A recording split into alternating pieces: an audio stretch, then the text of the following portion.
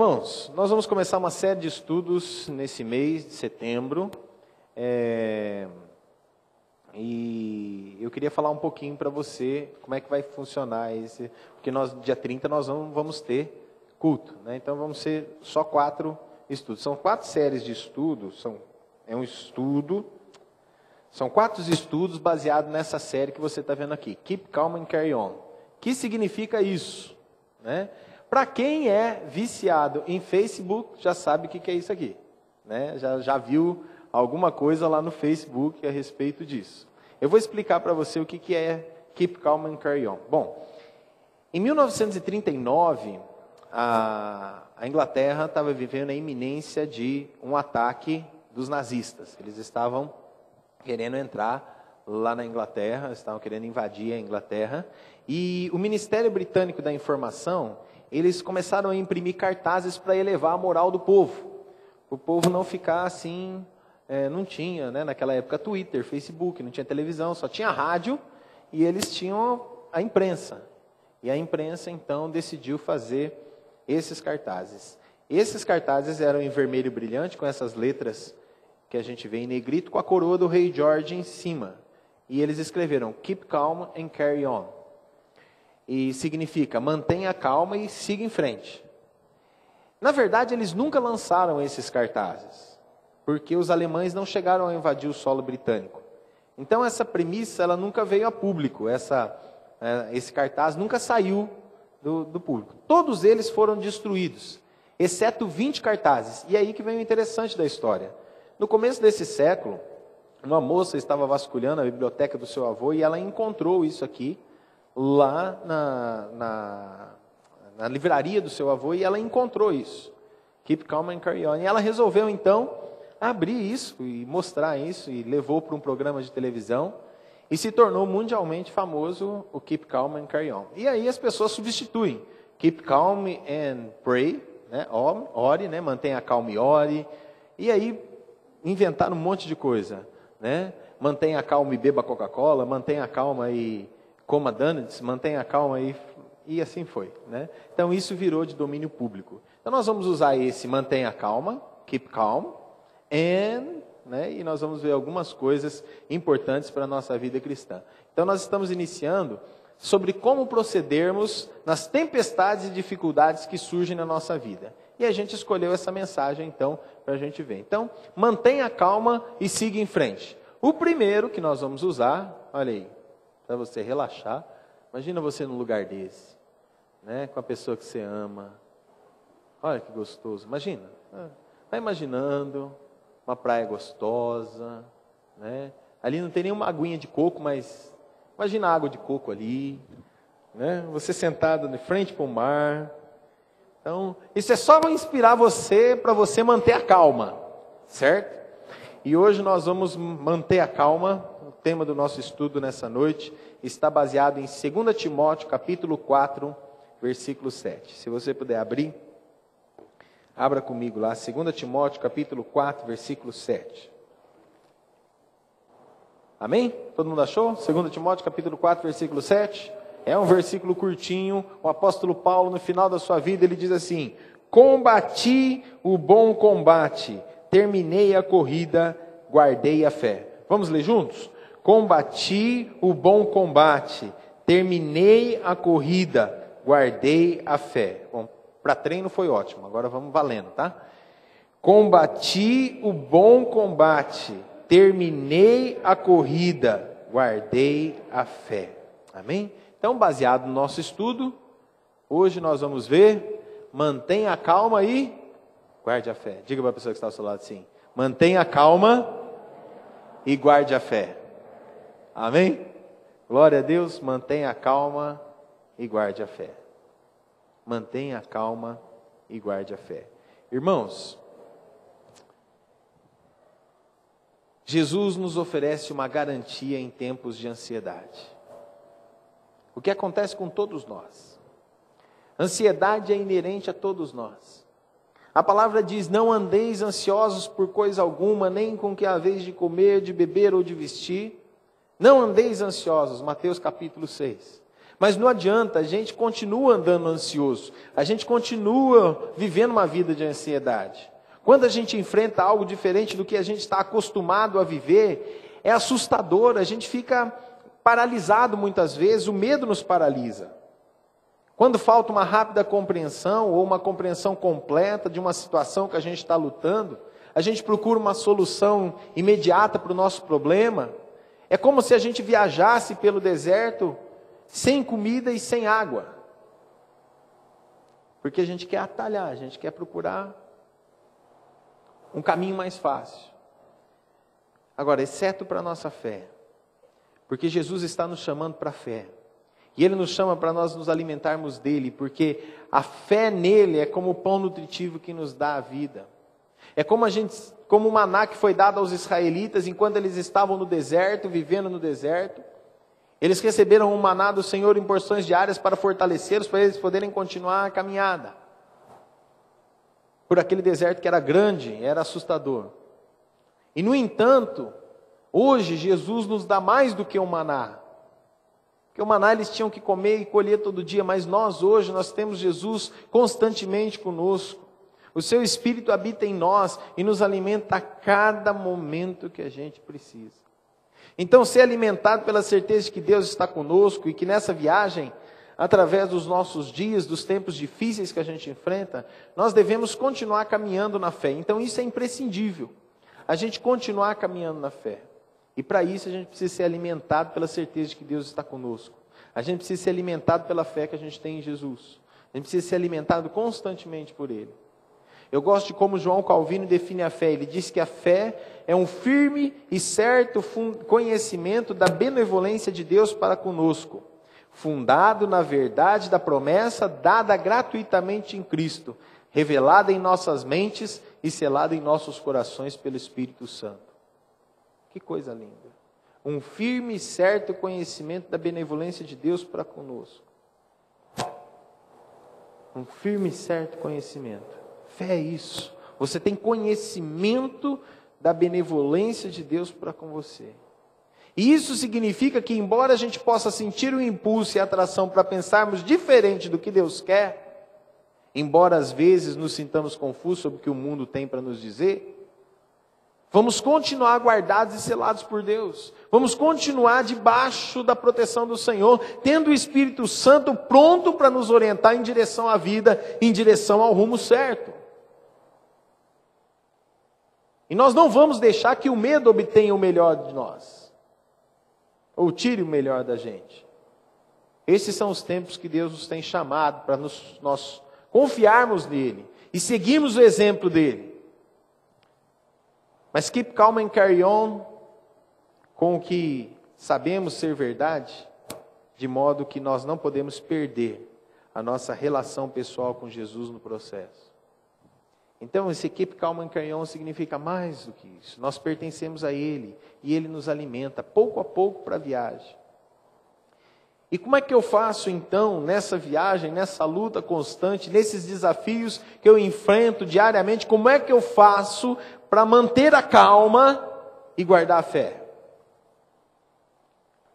Eu acho que todos nós aqui, sem exceção, o nosso pavio tem diminuído com os dias.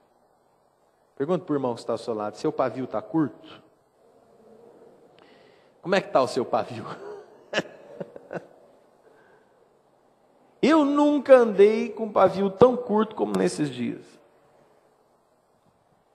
E quando eu li isso, keep calm, fique tranquilo. Eu fico imaginando como é que estavam aquelas pessoas que leram isso. Você já imaginou? A iminência de um bombardeio alemão. Eles foram bombardeados. Eles estavam ali naquela situação difícil. Mais ou menos como essa mulher aqui, ó. Olha só que interessante.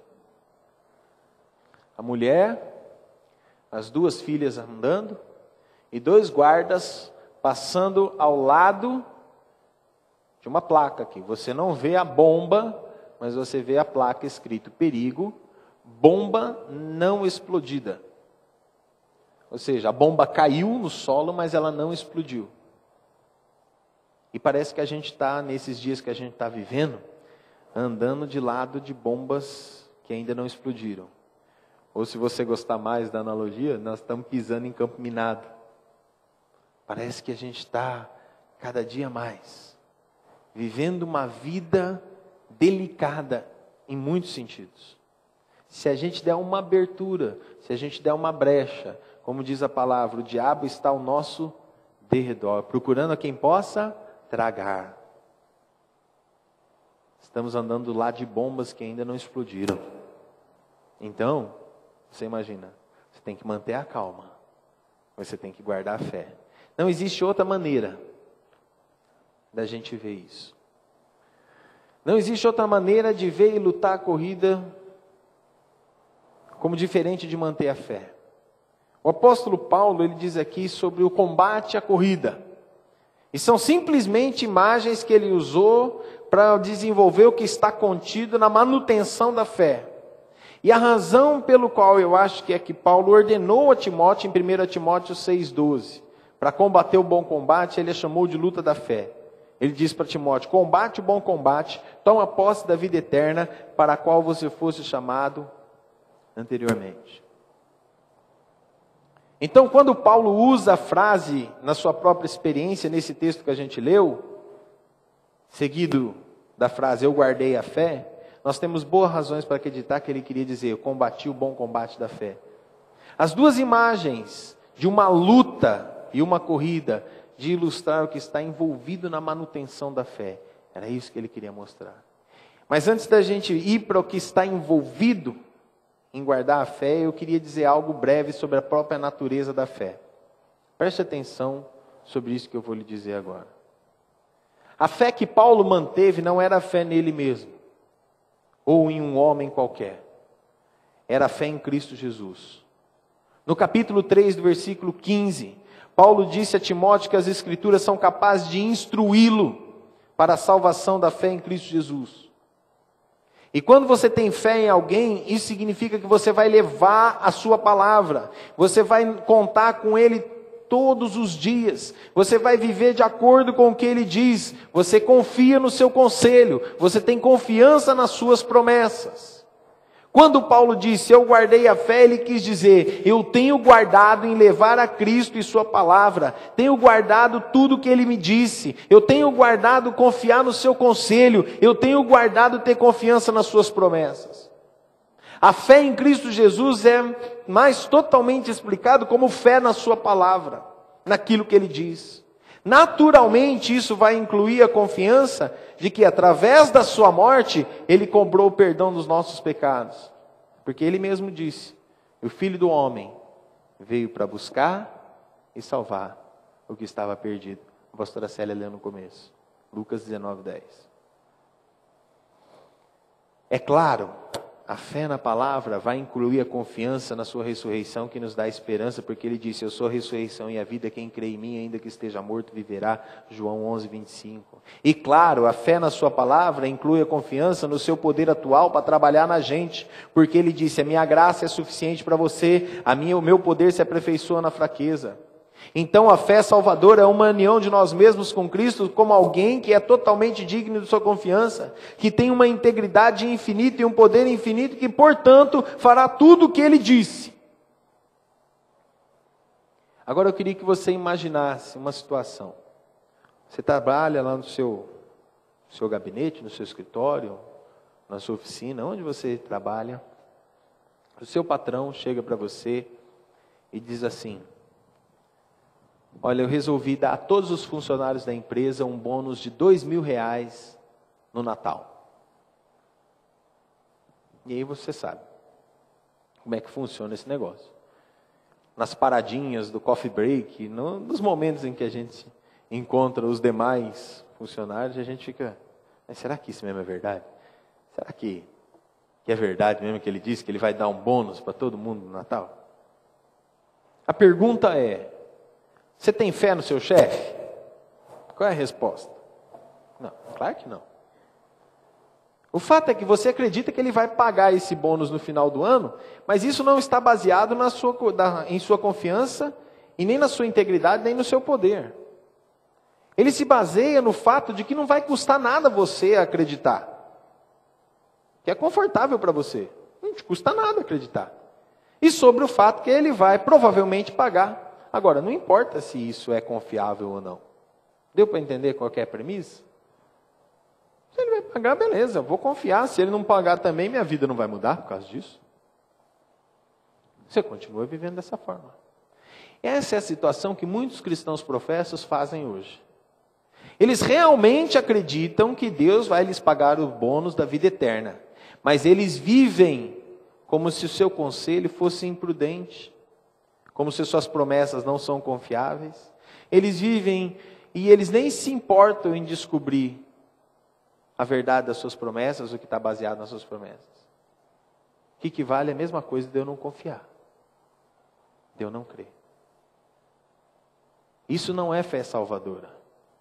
A fé em Cristo é a fé em todas as suas promessas, em todas as suas palavras. É uma fé na sua integridade e no seu poder. Então, quando Paulo disse que ele guardou a fé, significava que ele manteve a sua fé em Cristo e em sua palavra. Agora, eu quero dizer para você, primeira coisa, o caminho é difícil. Olha para a pessoa que está ao seu lado e diga assim, o caminho é complicado. Amém? Quem disse para você que seguir Jesus é fácil?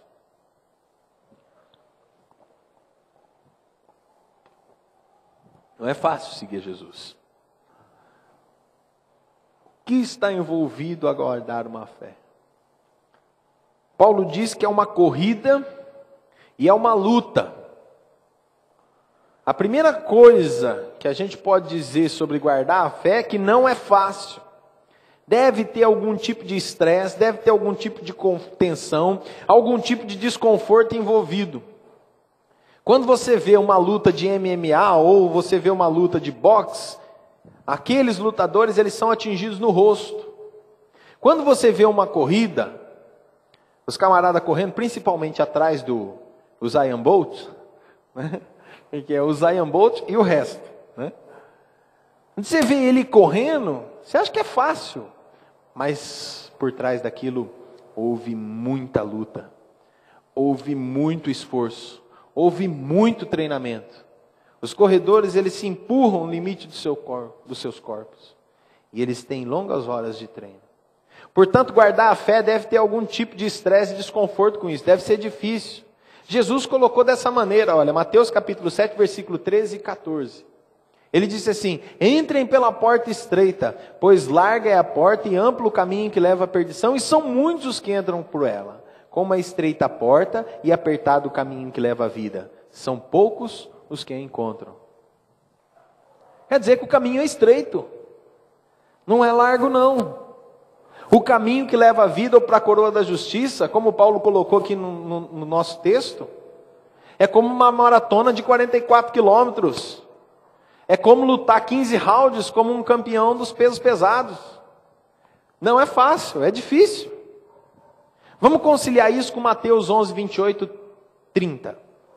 Mateus capítulo 11, versículo 28 a 30. Jesus diz assim, vinde a mim todos os que estáis cansados e sobrecarregados, e eu vos aliviarei.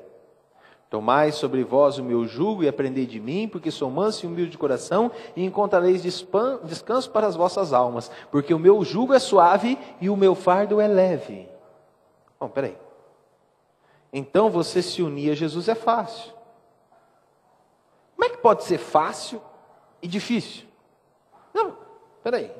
Parece meio incoerência esse negócio, pastor. Peraí. É fácil ir a Jesus, encontrar descanso e tatará, tarará, tarará. Mas Jesus diz que a porta é estreita. É difícil andar por esse caminho. Como é que pode ser fácil e difícil ao mesmo tempo? Preste bem atenção na resposta. A resposta é que a coisa exigida por Deus é intrinsecamente fácil, mas a condição contrária do coração humano torna difícil. O que Deus oferece para a gente é extremamente fácil, mas a gente complica. Já viu aquele ditado? Para que facilitar se a gente pode complicar? Né? Lógico, é o inverso, né? Para que complicar se a gente pode facilitar? Mas o ser humano, normalmente, ele complica as coisas, ao invés de facilitar. A gente quer ver, a gente não quer saber quem morreu, a gente quer ir no velório, a gente quer chorar, a gente quer ver desgraça mesmo. Verdade. Você vê que jornal fala de notícia boa? Vamos inventar um jornal só de notícia boa? Vamos ver se dá Ibope? Porque o que a gente vê é só notícia ruim. O Brasil está isso, julgamento do mensalão, não sei o que aconteceu, acidente que morreu não sei quantos, é isso, é aquilo. O ser humano ele tem a tendência de complicar as coisas ao invés de facilitar. A gente tem a tendência de fazer isso. O que poderia ser mais fácil do que a fé? O que poderia ser mais fácil de parar de tentar trabalhar o nosso caminho para o céu e simplesmente descansar na graça de Deus e no perdão de Deus? O que poderia ser mais fácil do que confiar em Deus para nos fazer seguro e feliz, do que levantar cedo e ir para a cama tarde, comer o pão que a gente todo dia está lá trabalhando? Não, eu tenho que trabalhar, eu tenho que fazer, eu tenho que correr. Tudo supõe ao que está disposto o nosso coração. Até que o Espírito Santo sopre do nosso coração toda a incredulidade, ainda há a tendência na gente de superar os obstáculos para a nossa felicidade por nós mesmos. A gente quer alcançar, nós queremos chegar lá. É humilhante para a gente aceitar a caridade. É humilhante, mesmo que seja de Deus. É humilhante. Vou abrir um parênteses aqui para lhe contar uma história. Eu estava num treinamento de coaching. Coaching é algo que você faz com uma pessoa para levá-la a descobrir os seus propósitos. Eu estava nesse treinamento e chegou um camarada lá meio atrasado. E na hora que ele chegou, o professor do coaching falou para eles: olha, nós estávamos falando justamente no assunto que nós tocamos o seu nome, eu queria que você contasse aquela experiência que aconteceu com você. Esse camarada, ele recebeu uma palavra de Deus lá na igreja onde ele estava, que era para ele vender coco. Coco ralado. E então, ele ligou para todo lugar da cidade que ele imaginava que podia vender coco, e vendeu 80 quilos de coco ralado. Imagina quanto dá 80 quilos de coco ralado. Aí ele já tinha recebido a palavra de Deus, né, que era para ele vender coco ralado. Aí ele chegou para o pastor dele e falou: pastor, o negócio é o seguinte, já vendi 80 quilos. Falou: ótimo, que bênção. Aí ele falou: mas agora eu tenho que ir lá comprar os cocos e ralar, porque o pedido está aí, eu não tenho os cocos ainda. Esse homem fez isso, encheu a Kombi da igreja de coco, voltou e começou a ralar coco por ele mesmo, aprendeu a fazer o negócio. Hoje o cara, ele exporta coco ralado. Começou do zero, do nada. E ele construiu uma casa, num condomínio fechado lá na cidade onde ele mora. Uma big de uma casa. Uma casa assim. E ele tem uma belina velha. Eu até lembrei do meu cunhado que tem uma igual. E ele tem uma belina velha, e aí um belo de um dia faltou um saco de cimento para um negócio que ele estava fazendo lá no fundo. O que ele fez? Ele foi na loja comprar cimento com a belina velha. Ele não ia com o carro novo, foi com a belina velha, certo? Quando ele entra no condomínio com a belina velha, e ele está tirando o saco de cimento de dentro do carro, o que acontece? Aparece um camarada lá e chega para ele e fala assim: é o seguinte, eu preciso que alguém corte o meu jardim. Faça a jardinagem lá da casa. Aí ele olhou para o cara não reconheceu ele. Né? Imagina, camiseta rasgada, calça rasgada, carregando saco de cimento, tirando uma belina velha. O que o cara imaginou? Opa, esse aí é trabalhador, né? Deixa eu ir lá falar com ele. Preciso de alguém que corte a grama lá para mim e faça o meu jardim. Ele falou assim: olha, o negócio é o seguinte, minha agenda está cheia, eu estou com um monte de serviço, eu não faço por menos de R$180. O cara falou: tá feito. Ele falou: sábado que vem eu mando funcionário lá. Beleza? Beleza. No sábado que vem, chegou o funcionário dele, para fazer o jardim dele, ele falou assim: você vai lá fazer o jardim do cara lá, depois eu vou acertar com ele.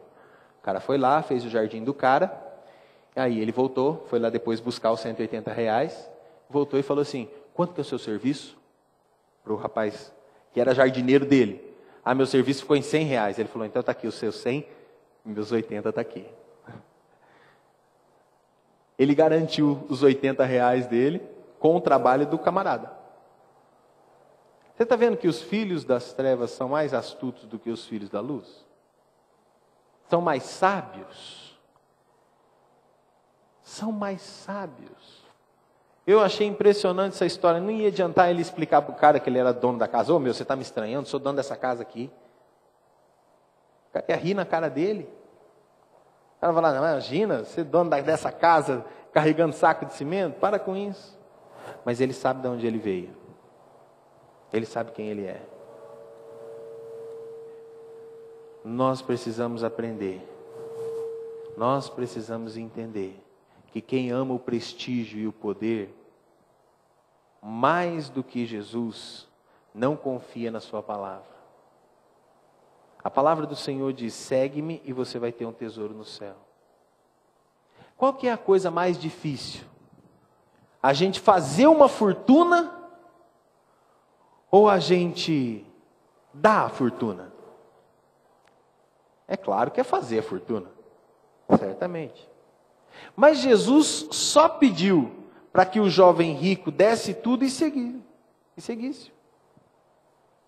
O que poderia ser mais fácil do que isso? A menos que você ame o poder e o prestígio da sua riqueza mais do que confia na palavra de Deus, você não vai conseguir fazer isso. Enquanto Paulo diz manter a fé como uma luta e uma corrida, ele nos lembra que ainda há em todos nós a suficiência da velha natureza. E isso controla a nossa vida. Nem sempre é fácil a gente confiar na palavra de Cristo. Porque há no nosso coração a velha tendência da gente confiar em nós mesmos. Se apoiar no nosso próprio entendimento. Nós não gostamos de parecer indefesos. Por isso que eu não gosto de confiar na misericórdia de Deus. Enquanto essa tendência continuar, a fé vai ser uma luta. E na medida que essa tendência orgulhosa é forte, a fé na promessa de Cristo se torna difícil. Puxa, ser crente é difícil. É, porque você é orgulhoso. Porque o orgulho impera no teu coração.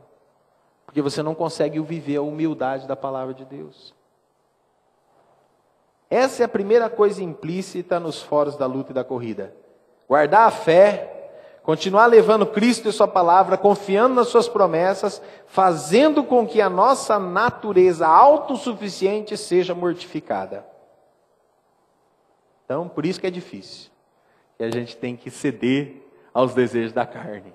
Segundo, perseverar até o fim. Diga para a pessoa que está ao seu lado, você precisa perseverar até o fim. Por que a gente tem que perseverar até o fim?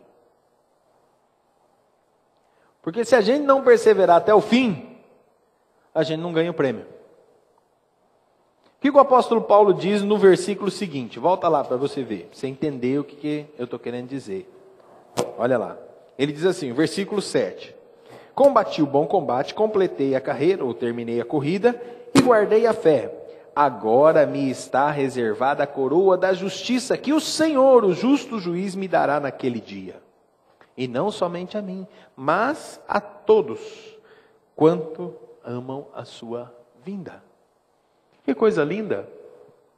Eu terminei a corrida, guardei a fé, agora tem uma coroa de justiça para mim. Você pode correr 5, você pode correr 10, você pode correr 20 quilômetros numa maratona, mas se você não cruzar a linha de chegada, você não vai ganhar o prêmio. Não adianta. Você tem que cruzar a linha da chegada. Então isso mostra para a gente o quanto importante é a gente começar e a gente terminar o que a gente começou.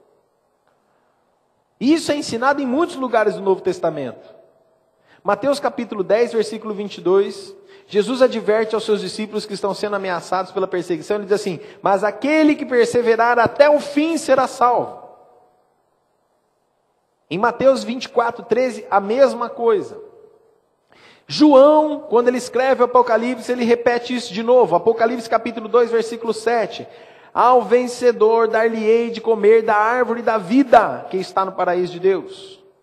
Capítulo 2, versículo 10 de Apocalipse. Ser fiel até a morte e dar-te-ei a coroa da vida. Capítulo 2, versículo 11. Aquele que vencer não sofrerá o dano da segunda morte. Capítulo 3, versículo 5. Aquele que vencer será vestido de vestes brancas e de nenhuma maneira riscarei o seu nome do livro da vida. O escritor de Hebreus destaca mais de que ninguém que para ser salvo nós devemos perseverar até o final na corrida da fé.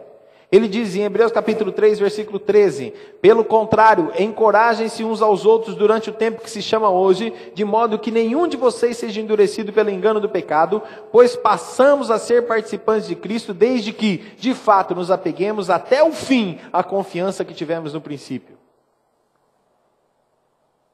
Em Hebreus capítulo 6, versículo 11, diz assim, queremos que cada um de vocês mostre essa mesma prontidão até o fim, para que tenham plena certeza da esperança, de modo que vocês não se tornem negligentes, mas imitem aqueles que, por meio da fé e da paciência, receberam a herança prometida. É para a gente imitar aqueles que receberam a herança. 2 Timóteo 2,12, se perseverarmos, com ele também reinaremos. Essa é a segunda coisa que está implícita nos foros da luta e da corrida. Manter a fé é uma tarefa ao longo da vida. Você não pode desistir no meio do caminho e esperar receber a coroa da justiça no final. Por isso que eu insisto com você, continue, está difícil, tá? Você vai vencer a batalha contra a sua carne? Vai! Está complicado, pastor, eu não consigo pensar coisa boa, mas você vai, em nome de Jesus. Eu não consigo agir da maneira correta, eu até sei, mas eu sempre tenho alguém que me leva para o lado errado, mas você vai agir de maneira correta em nome de Jesus. Você vai aprender a deixar de dar cabeçada, vai. Eu também vou, em nome de Jesus, nós vamos chegar lá. A gente vai vencer. Eu sei que é difícil, eu sei que está complicado. Muitas vezes o bem que a gente quer fazer, esse a gente não faz, mas o mal que a gente não quer fazer, esse sempre a gente está fazendo. A gente fala que vai mudar, a gente fala que vai chegar lá, a gente fala que vai transformar, mas não adianta, a gente continua sendo o mesmo e velho trapo de sempre. Eu quero dizer para você que Deus vai fazer um milagre na sua vida, vai fazer um milagre na minha vida, e nós vamos vencer a carne em nome de Jesus. E por mais que ela diga que não, a gente fala, não, nós vamos vencer, eu vou conseguir, eu vou chegar lá. Amém? Perseverar até o fim. Terceiro e último lugar. Os inimigos da fé. Tem os inimigos da HP, mas nós temos os inimigos da fé, né? Então, os inimigos da fé. O terceiro e última ilustração que temos quando pensamos numa luta e numa corrida, como Paulo diz, é que nós temos adversários e que a gente tem que resistir a eles. E a implicação é clara a partir do ponto que se a gente desistir dessa luta e tomar o caminho de menor resistência, a gente vai ser derrotado, não vamos terminar a corrida, não vamos ser salvos.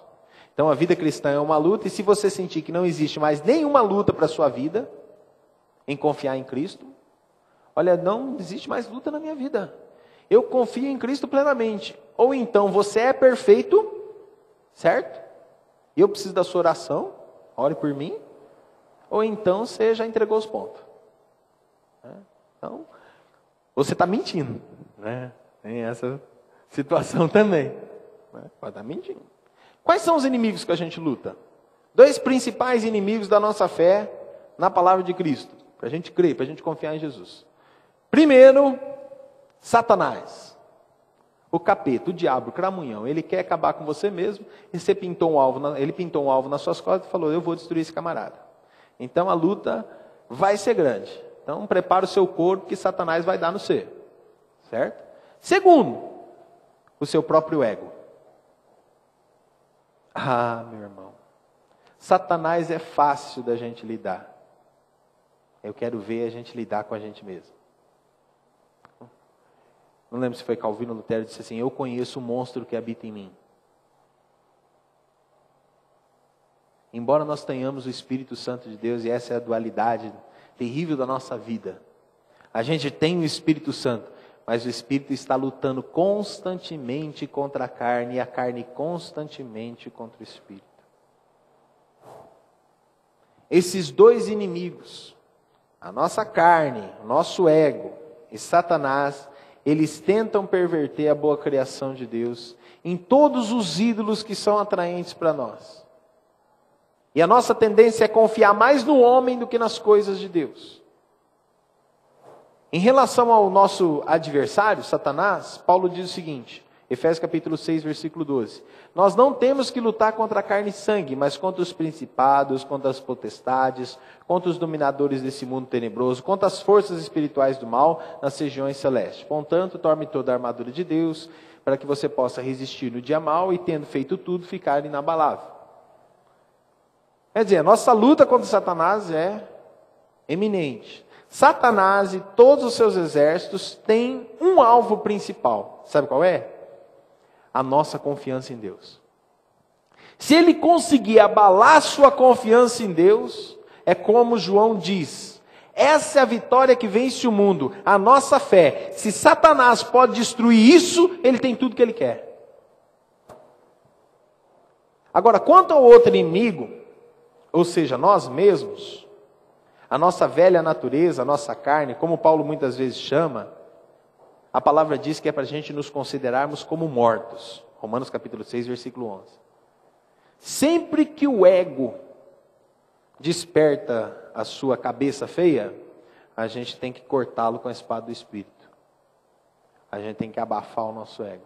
É por isso que a gente tem que constantemente se humilhar sob a poderosa mão de Deus. A gente tem que ajoelhar mesmo no chão. Aí você fala, pastor, mas não tem problema eu orar de pé. Não tem problema, pastor, eu olhar sentado ou orar deitado. Eu sei. Mas quando você dobra os seus joelhinhos no chão, quando você põe os seus joelhos, você está reconhecendo que existe um poder superior sobre a sua vida. Você está reconhecendo que existe um Deus acima nos céus e embaixo na terra, que é capaz de fazer todas as coisas para te livrar da morte, para te dar a vitória. Então dobre os seus joelhos. Dobre os seus joelhos diante do Senhor. Sempre que o ego pôr a cabeça para fora, corte com a espada do Espírito. Dobre os seus joelhos. Tenha duas grandes armas. Nós temos duas grandes armas que resistem a assaltos inimigos do velho homem Satanás. O Espírito de Deus e a palavra de Deus. Nós temos que estar sempre lutando juntos com o Espírito Santo e com a palavra. Você tem que conhecer a palavra de Deus. Isso não é um mero chavão para você, não. Você tem que saber o que está escrito na palavra. Porque quando Jesus ele foi tentado pelo diabo lá no deserto, as 3 vezes que ele derrotou Satanás, ele falou, está escrito. Ele usou a palavra. E ora que era quem? Jesus. Se Jesus, que é o verbo que se fez carne, ou seja, a palavra que se fez carne, usou a própria palavra para defender-se de Satanás, quanto mais nós. Quanto mais nós. Você tem que usar a palavra, você tem que fazer uso da palavra. Para você fazer uso, você tem que conhecê-la. Então, lutar sempre juntos, para que o Espírito use a palavra e faça o seu trabalho poderoso. Palavra de Paulo em Efésios capítulo 6, versículo 17. A espada do Espírito é a palavra de Deus. O Espírito ele impunha a palavra. A luta da fé é travada com a palavra de Deus. Feliz aquele que tem uma promessa de Deus, pronto para combater todas as sugestões satânicas de que uma vida melhor seria se nós deixássemos a Cristo. Feliz é o homem que pode combater isso. Nós temos um arsenal na Escritura. Agora a gente precisa usar o que está aqui à nossa disposição. Mantenha a calma e guarde a fé. Eu sei que a coisa está complicada. Eu sei que está difícil você vencer as tentações. Mas mantenha a calma. E guarde a fé. Mantenha a calma. E guarde a sua fé. Não é fácil a gente guardar a nossa fé. Mas é necessário a gente manter a calma. É necessário a gente guardar a fé. É óbvio que nós vamos ter lutas e batalhas na nossa vida. Mas podemos perseverar e correr até o fim da carreira que nos foi proposta. E correr até o fim é o conceito de completar ou terminar a carreira. Significa que não houve abandono significa que não houve desistência, significa que a gente permaneceu até o fim, significa que a gente foi adiante. Fica evidente que o apóstolo Paulo declara que ele guardou a fé. Terminar dessa maneira, guardando a fé, é o que Deus espera de cada um de nós. De cada um de nós. Então seja firme, seja persistente. Continue, meu irmão. Continue. Continue, tenha calma e guarde a fé. Em breve nós estaremos diante do Senhor e todo esforço e perseverança, eles vão ser recompensados. Não deixe que o diabo, não deixe que o pecado, não deixe que esse mundo o distraia do seu propósito divino. Não deixe. Não deixe que as adversidades ou qualquer outra coisa desanime você. Não deixe que isso aconteça. Siga até o fim. Anime seu coração. Olhe para Jesus. Anime os que estão à sua volta. Anime os que estão perto de você, que se encontram abatidos ou estão cansados. Anime. Nós precisamos todos ir até o fim. O que adianta você chegar ao fim, se o seu esposo não chegar, se a sua esposa não chegar? O que adianta se você chegar ao fim, se o filho perder-se no caminho? O que adianta você chegar ao fim e o teu melhor amigo não chegar com você? Nós precisamos todos ir até o fim. Que o Espírito Santo nos envolva. Que o Espírito Santo fortaleça o nosso coração com sementes de perseverança. E que um dia nós possamos nos encontrar na glória de Deus. Guarde a fé. Faça como o apóstolo Paulo. Mantenha a calma. E guarde a sua fé. Amém? Vamos orar? Senhor, nós queremos nessa hora interceder por nós. Quantas situações, Senhor, que nós enfrentamos, que são difíceis, que são complicadas. Senhor, lutas e mais lutas. Lutas, Senhor, que nos desanimam de prosseguir. Lutas que nos colocam para baixo. Lutas que fazem com que nós, Senhor, confiemos mais nas nossas forças do que no Senhor. Nos perdoa, Senhor, quando nós fazemos isso. Quando confiamos mais em nós mesmos do que no Senhor. Nos perdoa, Senhor, quando a gente deixa de confiar no Teu poder para confiar no nosso poder. Nos perdoa, Senhor, quando nós esquecemos de olhar a Tua palavra para prosseguir diante de uma situação. Nos perdoa, Senhor. Nós queremos guardar a fé como o apóstolo Paulo fez. Sabemos que existe uma luta e uma corrida. A carreira está nos proposta. São grandes coisas que nós vamos ter que enfrentar. Mas nós sabemos que se o Senhor estiver com a gente, nós sabemos que se o Senhor nos der a mão, nós vamos conseguir chegar lá, Senhor. Eu quero interceder pela nossa vida aqui nessa noite. E quero pedir, Deus, que o Senhor faça um milagre no nosso coração. Que o Senhor nos anime nessa caminhada. E que pela fé, a gente possa guardar a fé, Senhor. Guardar a confiança que nós temos em Ti. Abençoa, Deus, a Tua igreja. Em nome de Jesus. Amém. Amém. Vamos ficar em pé? Dê a mão para a pessoa que está ao seu lado. Isso. Que o Senhor te abençoe, que o Senhor te guarde, que o Senhor faça resplandecer o seu rosto sobre ti e tenha misericórdia de ti. Que a graça de nosso Senhor e Salvador Jesus Cristo, o amor de Deus, o nosso Pai, a comunhão, a consolação e a unção do Espírito Santo de Deus esteja com você, com a sua casa e com todos os nossos irmãos espalhados sobre a face da terra, hoje e sempre. Amém. Amém? Dá um abraço quem está do seu lado. Isso. Diga para ele: keep calm and carry on.